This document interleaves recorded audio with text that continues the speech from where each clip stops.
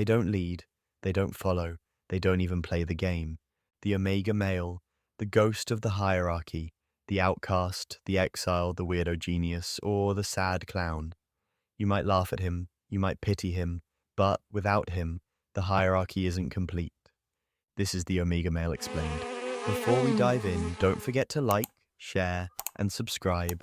Otherwise, the Omega will just keep muttering in the shadows, unheard. What is the Omega Male? In Vox Day's Socio-Sexual Hierarchy, the Omega is the rank below even the lowest. While Alphas rule, Betas support, Sigmas drift, and Gammas scheme, the Omega is the man who opts out or gets cast out entirely. He's not competing, he's not in the pack, he's outside, usually by accident or by design. Sometimes by being too odd, sometimes too brilliant, sometimes too broken.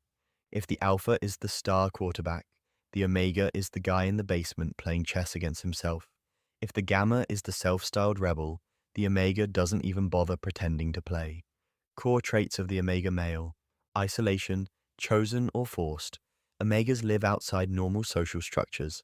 Obsession, they latch onto a passion, a craft, or even a madness. Alien energy, socially odd, eccentric, or off compared to others. Tragic or comedic, people either laugh at them or shake their heads in pity. Freedom from the game, in some ways Omegas are freer than anyone.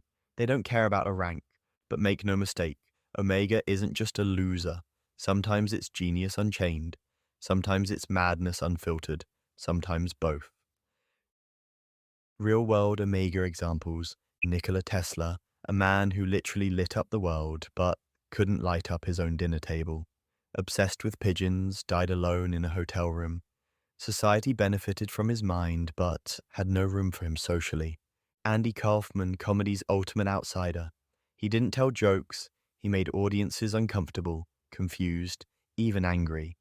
While others craved applause, Kaufman seemed to crave alienation itself. Bobby Fischer, chess prodigy turned paranoid recluse. At his peak, he destroyed the Soviets in their own game. Later, he spiraled into exile, antisocial rants, and total withdrawal. Diogenes of Sinope, the OG Omega philosopher. He lived in a barrel, mocked Alexander the Great, and carried a lantern looking for an honest man. Society hated him, but he couldn't care less. Isaac Newton, the father of modern physics, but socially strange, secretive, paranoid, brilliant in math, disastrous with humans, a man whose mind touched the stars, but whose life was lonely and bitter. Fictional Omega examples: the Joker, Batman. The Omega at his darkest, chaos incarnate, rejected by society, turning alienation into destruction. Wolverine, X-Men, the brooding drifter never fitting in fully with humans or mutants, an outsider even within his own team. Hodor, Game of Thrones. Not ambitious, not social, not part of the politics of Westeros, a gentle outsider with tragic simplicity. Radagast the Brown, The Hobbit, the eccentric wizard forgotten by the main players, off in the woods talking to rabbits. Napoleon Dynamite, the comedic Omega, awkward, isolated, endlessly weird, yet strangely beloved. The Omega male and women. Here's where things get tricky. Women usually respond to status, and the Omega has none. Low sexual market value. Most Omegas are invisible to women. Rejection and alienation. They're often the ones with the most painful experiences of rejection, sometimes fueling their bitterness. Obsession over relationships. Some Omegas latch onto unrequited love or fantasy relationships. Rare magnetism. In rare cases, an Omega's eccentric brilliance, think Tesla or Kaufman, can attract, but usually in a niche or short-lived way. Where alphas dominate and sigmas mystify, Omegas confuse or repel. To women, they can be endearing oddballs, tragic charity cases, or just invisible. But there's a paradox here. Omegas are the least attractive in terms of hierarchy. Yet their ideas, their art, their outsider genius often reshape culture in ways the winners never could. Why does the Omega matters and what is his place? The Omega is the shadow of the hierarchy. Without alphas, no leaders. Without betas, no followers. Without gammas, no destruction.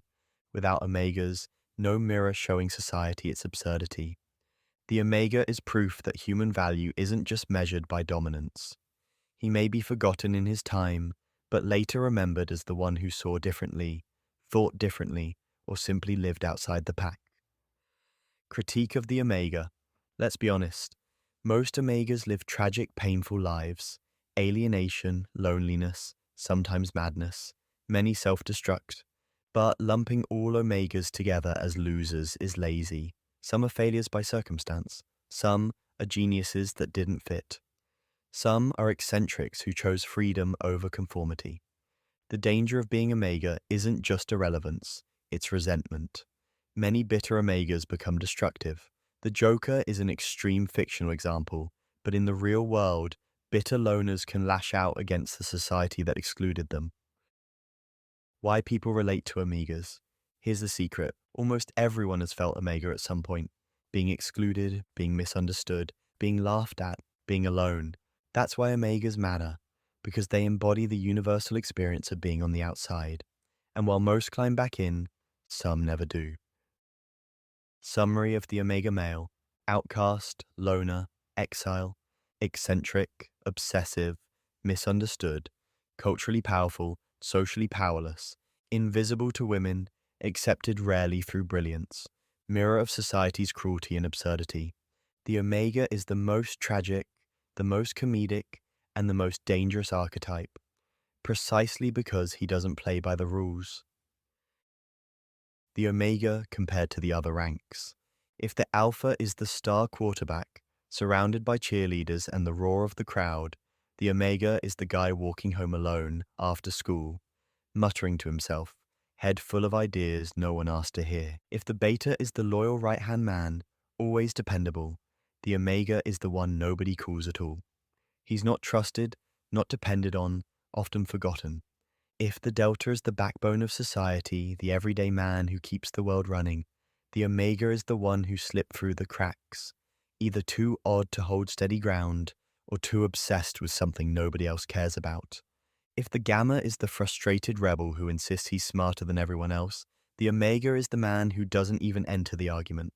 He's either too alienated to care, or too busy obsessing over his own world.